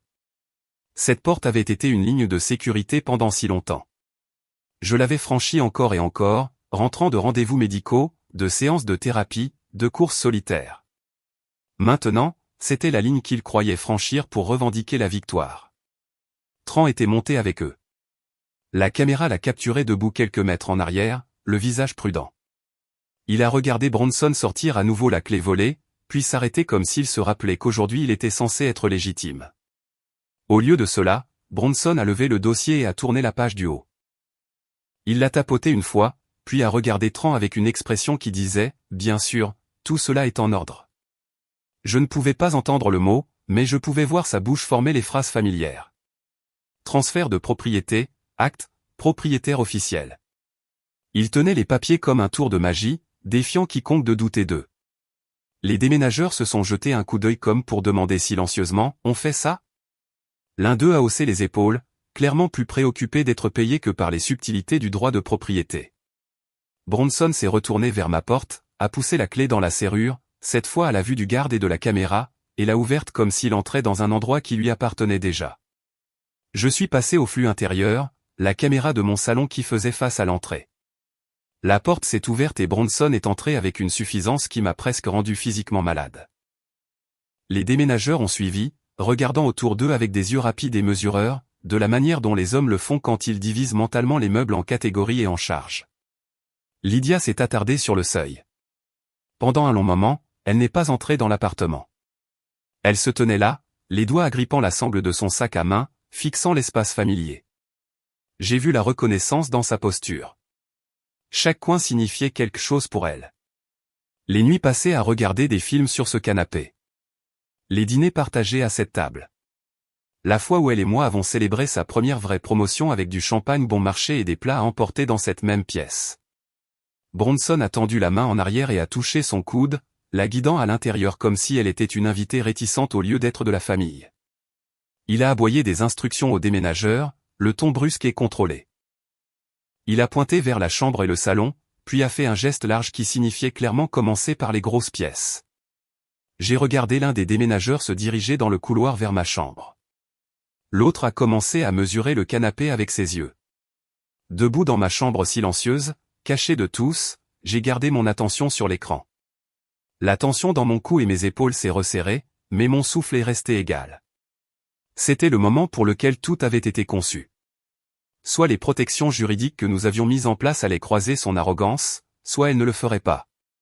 Il ne me restait plus rien à ajuster.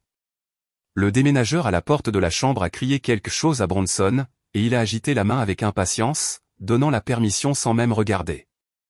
Cette petite manifestation de mépris me disait tout sur la façon dont il voyait mon espace. Je n'étais pas une personne pour lui maintenant. J'étais un obstacle sur une liste de contrôles qu'il croyait avoir déjà surmontée. Alors que les déménageurs ouvraient complètement la porte de mon salon et commençaient à discuter de la façon de faire passer les meubles, l'air dans l'appartement a semblé changer. Le port à l'extérieur était hors pâle maintenant. Le ciel s'éclaircissait du bleu à la pêche douce. La ville se réveillait. Les gens faisaient du café, allumaient les programmes d'information, entraient sous la douche, n'ayant aucune idée de ce qui se passait au 12e étage d'un immeuble au bord de l'eau. J'étais assise là dans l'ombre de ma chambre, l'écran de l'ordinateur portable brillant doucement sur le lit à côté de moi, et je regardais des étrangers faire leur premier pas vers le démantèlement de la vie que j'avais construite, pensait-il. En réalité, chaque pas qu'il faisait nous rapprochait tous du moment où Bronson découvrirait que l'histoire qu'il avait écrite n'était pas celle qui tiendrait. Le premier signe que le vent tournait n'était pas dramatique. C'était un petit scintillement dans le coin de l'écran de ma tablette ou le flux de la caméra extérieure samedi. Une forme sombre s'est arrêtée dans l'allée derrière le camion de déménagement. Plus petite, plus silencieuse. Le contour d'une voiture de patrouille avec les marques familières bleues et blanches du département de police de San Diego. Ses phares ont balayé l'arrière du camion de déménagement, puis se sont tamisés alors que le moteur s'éteignait. Je pouvais presque sentir le soulagement de Tran à travers la caméra.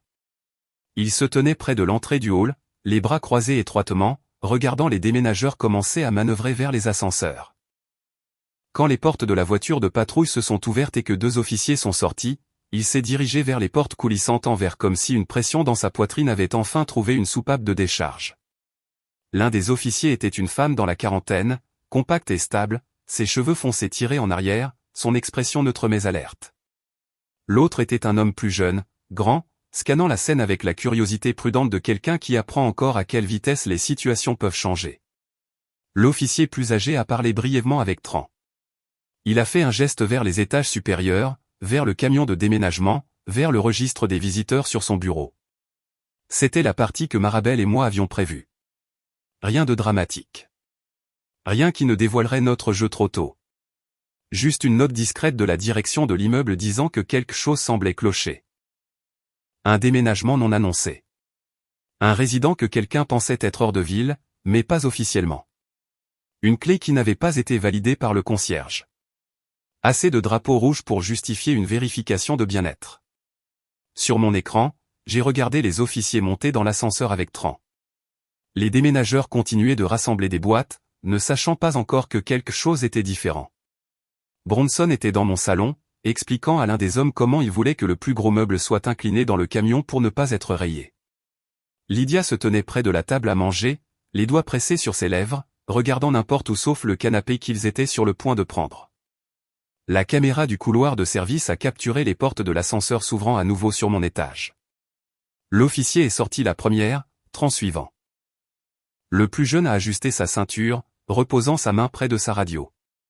La plus âgée a embrassé le couloir d'un coup d'œil, son regard se posant sur la porte ouverte de mon appartement et l'étrange demi-scène au-delà, des déménageurs planant au-dessus des affaires de quelqu'un d'autre avant le lever du soleil. Elle s'est avancée d'un pas mesuré et s'est arrêtée juste devant ma porte. Depuis ma chambre, caché mais observant, je l'ai vue lever légèrement la main dans un geste poli et ferme. Elle a demandé ce qui se passait. Sa voix portait juste assez pour que le microphone du salon la capte. Bronson s'est retourné, le sourire exercé déjà sur son visage, le dossier d'acte coincé sous son bras comme un passeport pour n'importe où il voulait aller. Il l'a salué comme si c'était un inconvénient, rien de plus. Il a dit qu'il complétait simplement un emménagement. Il a dit qu'il avait lacté les papiers de transfert juste là si elle avait besoin de preuves. Il semblait si sûr de lui que pendant un moment, si je n'avais pas su mieux, même moi j'aurais pu le croire. L'officier a demandé à voir les documents. Elle a fait un pas juste à l'intérieur du salon, prenant soin de ne pas aller trop loin avant de comprendre la revendication.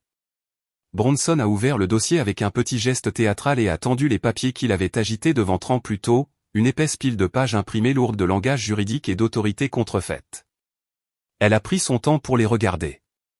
Elle ne s'est pas précipitée, et elle n'a pas laissé son commentaire confiant la distraire. La caméra a capturé la façon dont ses yeux s'attardaient sur le sceau du notaire, la façon dont son front se plissait légèrement alors qu'elle traçait le numéro d'enregistrement du regard. Elle a tourné vers l'acte enregistré, celui qui était censé transférer la propriété de mon appartement entre ses mains. Elle a demandé où le notaire était enregistré. Bronson a répondu sans perdre le rythme, disant quelque chose à propos d'un contact hors du comté qui gérait les choses rapidement pour son cabinet. Il a dit que tout avait été fait correctement. Il a dit que la vendeuse avait signé volontairement. Il a fait un geste vague vers mon couloir comme si je pouvais apparaître comme un acteur de soutien. L'officier n'a pas souri. Elle a demandé s'il était conscient que les notaires qui authentifiaient les transactions immobilières en Californie devaient être correctement enregistrés et que leur numéro de commission était facilement vérifiable. Elle a mentionné que le numéro d'enregistrement sur le sceau ne correspondait à aucun notaire actif qu'elle connaissait. Cette petite phrase a pendu dans l'air comme un éclair dans un ciel calme. J'ai vu la couleur quitter légèrement son visage avant qu'il ne se reprenne. Elle a aussi mentionné autre chose. Elle a dit que les dossiers de propriété montraient que cette unité était actuellement détenue dans une fiducie de protection d'actifs pour besoins spéciaux qui avait été déposée et scellée auprès du tribunal des successions très récemment. Elle a demandé comment ces documents expliquaient cela. C'était le travail de Marabel, bouclant la police dans le schéma juste assez pour que si une voiture de patrouille répondait un jour à mon adresse, il n'entrerait pas à l'aveugle. Bronson a vacillé pour la première fois. Il a dit qu'il devait y avoir une erreur. Il a dit que la fiducie était obsolète. Il a dit que la femme qui vivait ici ne comprenait pas ce qu'elle avait signé, qu'elle avait besoin de conseils, que lui et sa femme intervenaient pour l'aider. Il a commencé à répéter les mêmes phrases qu'il avait utilisées avec Lydia, pas compétente, sous stress, besoin de protection. J'ai choisi ce moment pour bouger. J'ai roulé mon fauteuil hors de l'embrasure de la porte de la chambre et dans le couloir, en vue. La caméra du salon a capturé le changement de posture de tout le monde à l'instant où ils m'ont vu. Les déménageurs se sont figés, leurs mains toujours sur les bords de mes meubles. Lydia s'est retournée si vite que ses cheveux ont glissé de son nez, ses yeux écarquillés par quelque chose entre l'espoir et l'effroi. La mâchoire de Bronson s'est visiblement serrée avant qu'il ne lise son expression. L'officier m'a regardé et a demandé si j'étais la résidente de l'unité. Je lui ai dit que j'étais la propriétaire légale et que mon nom figurait sur les documents de fiducie qu'elle venait de mentionner. Ma voix semblait calme, même à mes propres oreilles. Des années d'entraînement et des mois de planification avaient conduit à ce moment exact. Il n'y avait plus de place pour la peur. Elle a demandé si j'avais donné mon consentement pour ce déménagement. Je lui ai dit clairement que non, que je n'avais jamais vendu mon appartement, que je n'avais jamais autorisé de transfert de propriété à Dalla Family Trust LLC ou à Bronson ou à qui que ce soit d'autre, que je n'avais pas engagé l'entreprise de déménagement et n'avais jamais accepté de quitter mon domicile. Le plus jeune officier s'est approché des déménageurs et leur a dit d'attendre avant de toucher à quoi que ce soit d'autre jusqu'à ce que les choses soient clarifiées. L'un des hommes a levé les mains du canapé comme s'il était soudain trop chaud. L'autre a reculé doucement le diable de quelques centimètres. J'ai tourné mon fauteuil légèrement vers l'officier plus âgé et je lui ai dit que j'avais des preuves. Je lui ai dit qu'au cours des dernières semaines, Bronson était entré dans mon unité sans permission en utilisant une clé volée. Que j'avais une vidéo de lui fouillant mes tiroirs pendant que j'étais parti. J'avais un enregistrement audio de lui disant que je ne verrais jamais un seul centime de mon règlement, que cet appartement lui appartiendrait. Je lui ai dit que j'avais reçu du courrier pour Dalla Family Trust LLC à mon adresse, une société que je n'avais jamais formée, qu'un ami à moi avec une formation médico-légale avait examiné les signatures sur les documents que Bronson avait essayé d'introduire et que ces signatures s'étaient avérées falsifiées. Marabel Stone avait déjà déposé ma fiducie auprès du tribunal et pouvait confirmer que tout acte qu'il présentait était frauduleux et en conflit avec les dossiers de propriété enregistrés. J'ai parlé régulièrement, chaque déclaration simple, factuelle, de la manière dont on nous a appris à fournir des informations critiques sous pression. L'officier a écouté sans interrompre. Puis elle a demandé si j'avais des copies. J'ai tendu la main vers la petite table à côté de mon fauteuil où j'avais placé une pile soignée de dossiers avant que tout cela ne commence. Je les lui ai remis un par un. Des arrêts sur images vidéo imprimés avec horodatage. Une lettre de résumé de Dorian sur l'analyse de la signature. Une copie du paquet de bienvenue frauduleux adressé à Dalla Family Trust LLC. Une copie de l'ordonnance du tribunal établissant ma fiducie de protection d'actifs pour besoins spéciaux. Ses yeux parcouraient chaque page avec une concentration croissante. La pièce était si silencieuse que je pouvais entendre la respiration instable de Lydia à travers l'espace. Bronson a essayé d'intervenir. Il a dit que j'étais confuse, que le traumatisme avait affecté ma mémoire, que j'avais accepté certaines parties du plan mais ne pouvais pas m'en souvenir. Il a tendu la main vers Lydia comme pour l'attirer dans son récit. Elle a reculé pour la première fois. Son regard passait de mon visage à celui des officiers et au papier. Elle lui a demandé d'une petite voix pourquoi il lui avait dit que je perdais le fil des choses. Pourquoi il lui avait dit que je finirais par me blesser avec de mauvaises décisions s'il n'intervenait pas? Ces mots se sont brisés à mi-chemin, comme si chacun lui coûtait quelque chose. Il a répondu qu'il avait seulement voulu me protéger, que tout ce qu'il avait fait était pour la famille. L'officier plus âgé s'est redressé, le dossier toujours dans ses mains. Elle a dit que d'où elle se tenait, ce qu'elle voyait ressemblait moins à de la protection et plus à une tentative calculée de prendre le contrôle d'actifs qui ne lui appartenaient pas. Elle a mentionné la falsification, la fraude, la tentative de grand vol compte tenu de la valeur de la propriété et du règlement connu de mon accident. Elle a ajouté une phrase de plus qui m'a envoyé un frisson même à moi, abus d'un adulte dépendant. Je n'ai jamais aimé ce terme, adulte dépendant. Cela fait paraître les gens comme moi impuissants. Mais à ce moment-là, j'ai compris son pouvoir lorsqu'il est utilisé correctement. Cela signifiait que la loi reconnaissait que mon handicap faisait de moi une cible à certains yeux. Que exploiter cela n'était pas seulement laid, c'était criminel. Elle s'est approchée de Bronson et a demandé très calmement s'il avait autre chose à lui montrer, une preuve qui contredisait les dossiers du tribunal, une confirmation de notaire légitime, un document signé devant un témoin enregistré. Sa bouche s'est ouverte, puis s'est fermée. Pour la première fois depuis qu'il était entré dans ma vie, il semblait comprendre que sa confiance ne le porterait pas hors de cette pièce. Le plus jeune officier s'est déplacé derrière lui assez près pour que l'air dans l'appartement semble s'épaissir. Les déménageurs avaient reculé presque jusqu'au couloir, les yeux écarquillés. L'un d'eux a dit doucement qu'il voulait juste partir, qu'il n'avait aucune idée qu'il y avait un litige. Le plus jeune officier leur a dit qu'ils étaient libres de partir, que leur implication serait notée comme témoin seulement. Ils ont pratiquement couru vers la porte, marmonnant des excuses en chemin. Lydia a fait un pas vers moi, puis s'est arrêtée à mi-chemin entre nous. Des larmes coulaient déjà sur ses joues. Elle a regardé Bronson avec un mélange d'incrédulité et d'horreur naissante. Elle lui a demandé, la voix tremblante, s'il l'avait jamais vraiment aimée, ou si elle n'était qu'une partie du plan. Elle a dit qu'il lui avait répété sans cesse que je ne savais pas ce que je faisais. Qu'elle devait signer des choses pour me garder en sécurité. Que si elle m'aimait, elle aiderait à tout mettre entre ses mains pour qu'il puisse le gérer. Il n'a pas répondu. Ou s'il l'a fait, les mots étaient bas et désespérés, noyés par le son de l'officier plus âgé parlant doucement dans sa radio, demandant confirmation au dispatching concernant l'enregistrement du notaire, la fiducie, le rapport antérieur que Marabelle avait déposé en mon nom. Elle a terminé l'appel, a hoché la tête une fois pour elle-même, puis s'est retournée vers Bronson. Elle l'a informé qu'il était détenu pour suspicion de falsification, fraude, tentative de grand vol et abus d'un adulte dépendant. Elle lui a dit que tout ce qu'il dirait pourrait être et serait utilisé comme preuve, et qu'il avait le droit de garder le silence. La cadence familière de ces mots a rempli la pièce, une litanie que j'avais entendue auparavant dans d'autres contextes, maintenant dirigée vers quelqu'un qui s'était cru intouchable. Le plus jeune officier a doucement saisi les poignets de Bronson et les a ramenés derrière son dos. Le clic métallique des menottes a résonné fort dans l'appartement calme. Lydia a laissé échapper un son, puis un demi-sanglot brisé qui a fait mal à toute ma poitrine. Il a tourné la tête vers moi alors qu'il commençait à le faire sortir. Il n'y avait plus de charme sur son visage maintenant, seulement de la rage et quelque chose qui ressemblait beaucoup à de la peur. Il a dit que je l'avais piégé. Il a dit que j'avais planifié ça. Il a dit que rien de tout cela ne tiendrait. J'ai croisé son regard et je lui ai dit simplement que je m'étais protégé. C'était tout. Alors que les officiers le guidaient vers la porte, la plus âgée s'est arrêtée à côté de mon fauteuil. Elle m'a dit que quelqu'un de l'unité des crimes financiers du département me contacterait, que mon avocat recevrait le rapport complet, que j'avais fait la bonne chose en documentant tout. Quand ils sont partis, l'appartement est tombé dans un lourd silence, brisé seulement par les bruits lointains de la ville qui se réveillait et les respirations tremblantes et silencieuses de Lydia. Pendant un long moment, aucune de nous n'a parlé. La porte s'était refermée derrière Bronson. Les menottes avaient éloigné ses mains de mes affaires, mais le choc de ce qui avait failli arriver planait encore dans l'air.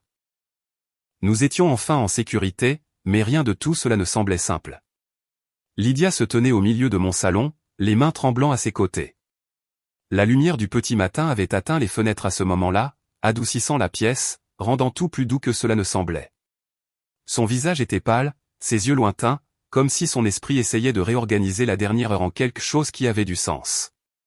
Elle m'a finalement regardé, pas mon fauteuil roulant, pas les papiers éparpillés encore sur la table où j'avais montré les preuves aux officiers, mais moi, sa sœur, la fille qu'il avait élevée après la disparition de papa et maman, La femme en qui elle avait eu confiance et douté dans le même souffle parce que quelqu'un d'autre avait chuchoté les bons mensonges dans le bon ordre.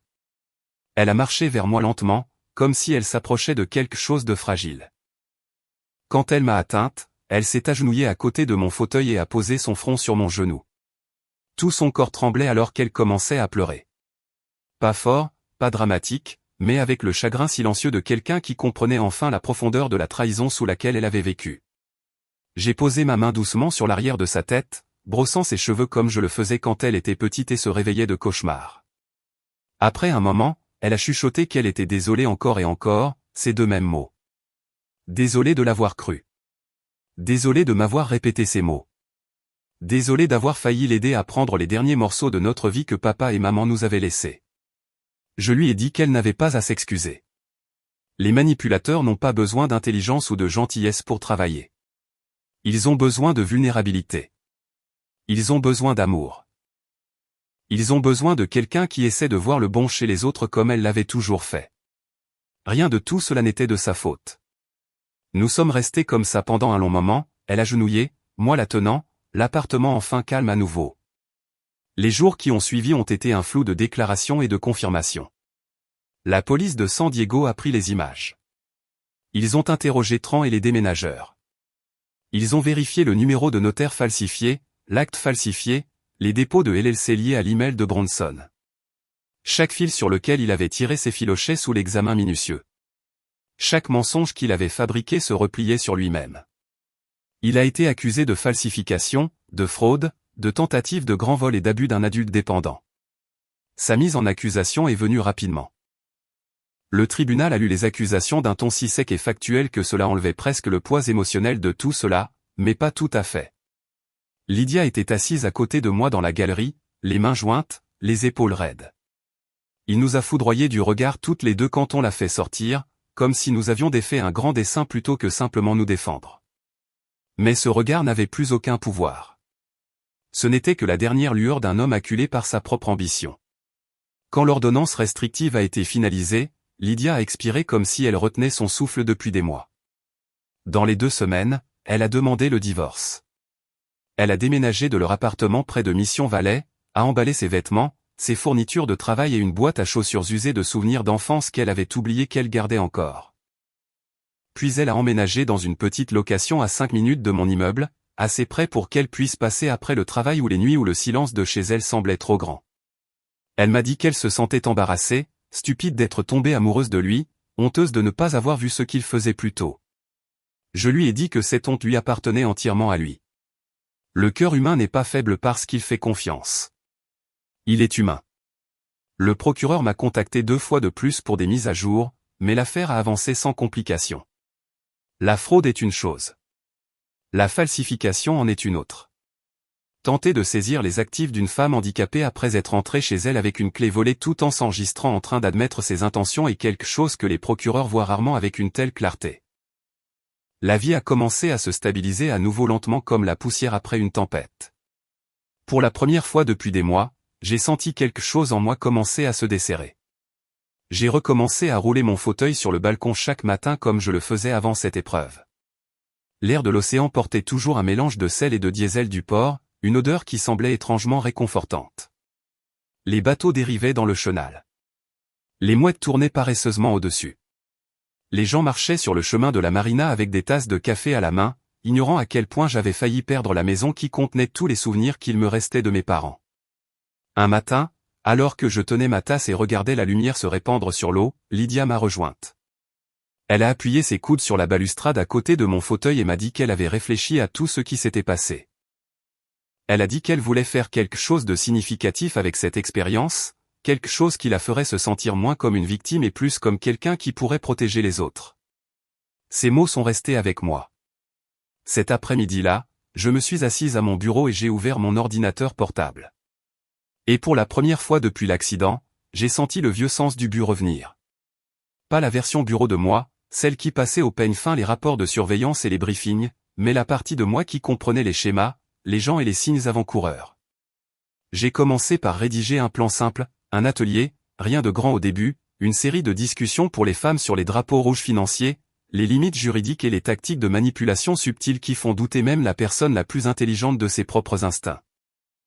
J'ai appelé un centre communautaire près de Arborlin Towers et j'ai demandé s'ils organisaient parfois des sessions éducatives. La directrice a dit qu'ils adoreraient inclure quelque chose comme ça. En un mois, je parlais à des groupes de 15 ou 20 femmes à la fois assises en demi-cercle pendant que je parlais des tactiques que les gens comme Bronson utilisent, comment ils isolent, comment ils plantent le doute, comment ils cadrent lentement le contrôle comme de la protection, et comment chaque femme mérite les connaissances et les outils pour garder sa propre vie. La première fois que je me suis tenu devant cette salle, mon fauteuil incliné vers le public, j'ai senti quelque chose changer. La force n'est pas toujours bruyante. Parfois, elle est silencieuse. Parfois, elle est assise dans un fauteuil roulant avec une pile de dossiers maniés et une mémoire pleine de leçons gravées par le feu. Lydia venait à chaque session qu'elle pouvait. Elle s'est portée volontaire pour aider à organiser les feuilles de présence et les rafraîchissements. La regarder retrouver sa clarté, sa confiance, sa chaleur me rappelait que la guérison ne nécessite pas toujours d'effacer ce qui nous a blessés. Parfois, cela nécessite de le comprendre assez profondément pour ne jamais laisser cela se reproduire. Tard un soir, des semaines après que l'affaire soit passée à sa phase suivante, je me suis retrouvé sur le balcon. Le port était sombre, à l'exception du doux scintillement des lumières le long du rivage. L'air semblait plus frais, la nuit s'étirant large et calme. J'ai siroté mon café, laissant la chaleur s'installer en moi, et j'ai pensé à la longue route de l'accident à ce moment. Aux gens qui sont entrés dans ma vie pour me nuire, et aux gens qui sont intervenus pour aider. À la force qu'il a fallu pour rester patiente quand la colère semblait plus facile. Et à la façon dont la justice, quand elle arrive enfin, ressemble rarement à la vengeance. Elle ressemble à la vérité assez solide pour se tenir dessus. La vengeance ne nécessite pas toujours la fureur. Parfois, elle ne nécessite que le silence, le timing et une signature bien placée la veille du jour où tout s'écroule. Si on vous a déjà dit que vous étiez trop ou pas assez pour votre propre famille, rappelez-vous ceci. Le silence peut être un pouvoir et la vérité peut être la vengeance la plus bruyante. Dites-moi dans les commentaires ce que l'intégrité signifie pour vous et d'où vous écoutez.